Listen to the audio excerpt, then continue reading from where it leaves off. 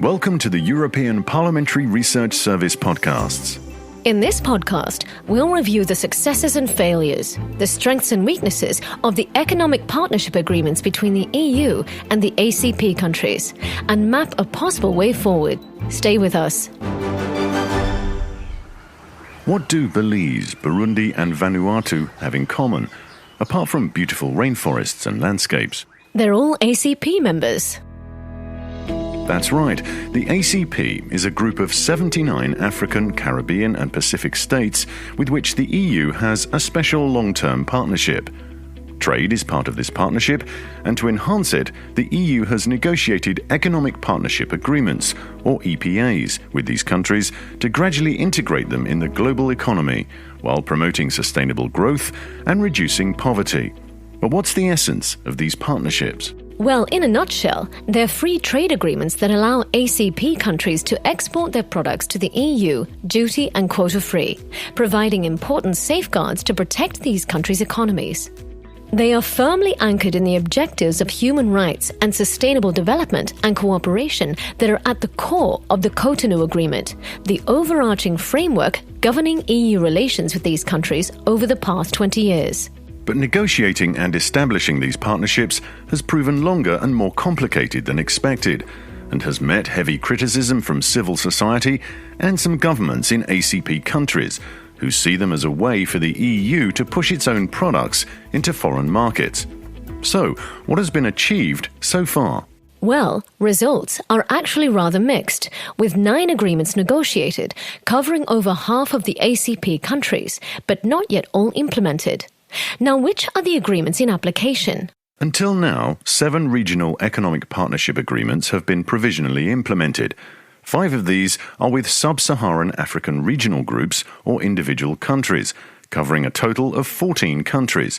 1 with the Caribbean region, covering all 14 Caribbean countries except for Haiti, and 1 more with the Pacific region, covering Fiji, Papua New Guinea, Samoa, and the Solomon Islands.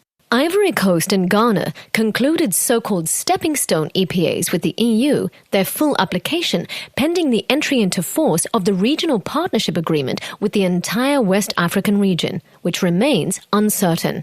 Another 21 countries from West Africa and the East African Community have concluded regional EPA negotiations that are yet to be implemented.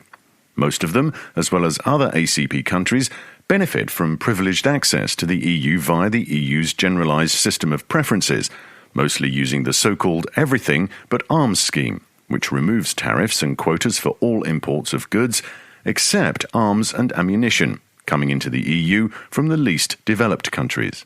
But some ACP partners, such as Tanzania, Uganda, Burundi or Nigeria, are still reluctant to join these partnerships.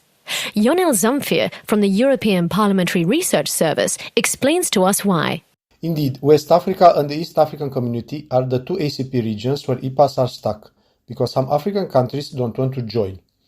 Their main worries are related on the one hand to competition from cheap EU products flooding their markets. This could put local farmers out of work and undermine attempts at industrialization. On the other hand, there are concerns about a strong reduction in import duties, which are an essential source of state revenue. The real economic impact of EPAs is the main controversial subject, and it's difficult to draw a clear line among the arguments in favour or against their benefits. While the European Commission has strongly defended their contribution to sustainable development, others in the EU and the African Union, as well as civil society organisations, are more sceptical, even opposed, arguing that they are mainly enforcing EU interests. In a report on African trade from June this year, the European Parliament called on the European Commission to ensure that EPAs contribute to strengthen economic relations between the parties in a way that benefits them all equally, taking into account their different levels of development. But truth is, when considering the impact of these trade partnerships, neither the great expectations nor the big fears have so far materialised. Take the EPA with the Caribbean countries, for instance. Despite being in force the longest, it's had little impact on either side.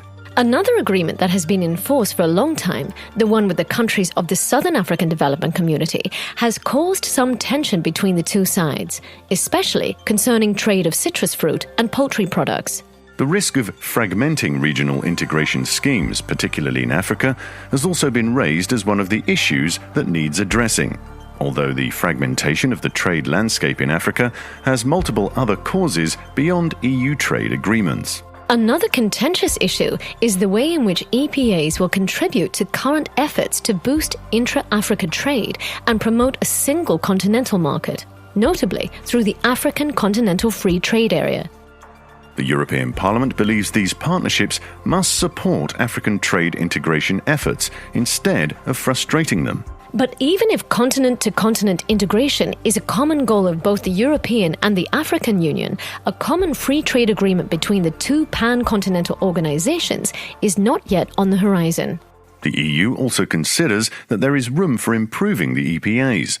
One main concern is that while sustainable development is recognized as a major goal, the economic partnership agreements with African countries are less detailed on the human rights, labor, social and environmental dimensions than the more recent free trade agreements concluded by the EU with countries like Vietnam or South Korea. Mindful of this shortcoming, the European Parliament has called for these partnership agreements to be modernised by adding strong and binding trade and sustainable development chapters aligned with the Paris Agreement.